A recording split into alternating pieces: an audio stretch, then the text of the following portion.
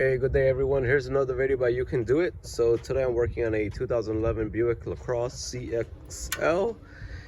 And what's happening is, I'm getting some rough idle when I'm driving the vehicle.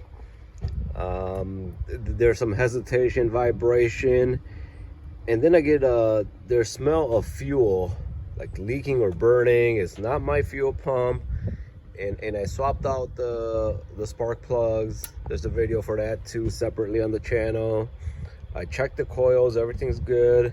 But what I notice is right here, this mechanism right here is called the fuel pressure regulator, or sometimes you call them mechanical fuel pumps, or you call these high pressure fuel pumps. And when I start the vehicle, there's actually a cover that goes on here. I've taken that off. But what happens is, whenever I start the vehicle, you hear a clicking sound. And that tells me that maybe that's acting up. All right, guys, we're back working on trying to swap out the high pressure fuel pump.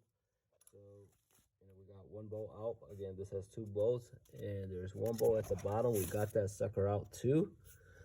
It was a pain in the ass, man. You're gonna have to use some extensions, some swivels, and then, we loosened this nut with a 17 millimeter, just one of these wrenches, and then same here. Now we're just gonna, take these out, and the gas is gonna leak, and try to put the new one on quickly. All right, guys, we got both those connectors out, and you gotta wiggle this out, and so we're gonna wiggle this out, and eventually. All right, guys, we got that sucker out. This is the old part. The gasket was shot, and here's our new one.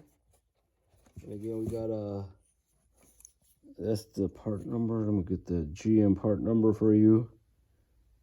I'm gonna put this on now.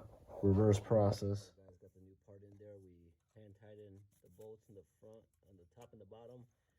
And once we do that, then we can fit the gas lines back in, the fuel lines back in.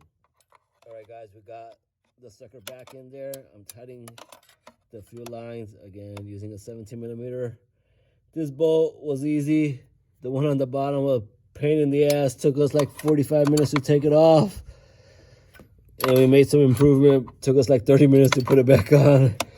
But it's a job, man. So I'm just gonna tighten these. And tight this one, and we'll let you know what happens when we start it. All right, guys, last thing before we start the car, we got this connector. Putting this back in. There you go. You hear it. Now we're gonna start it.